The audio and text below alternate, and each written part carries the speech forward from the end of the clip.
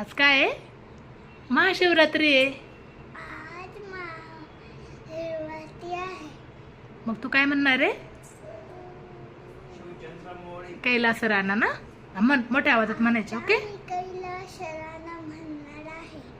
कैलास राणा शिवचंद्र होळी फणींद्र माता तेजराई कारुण्य सिंधू पौदुकारी पृथ्वी शंभो मधुन तारी हरि हरि राम कृष्ण की जय.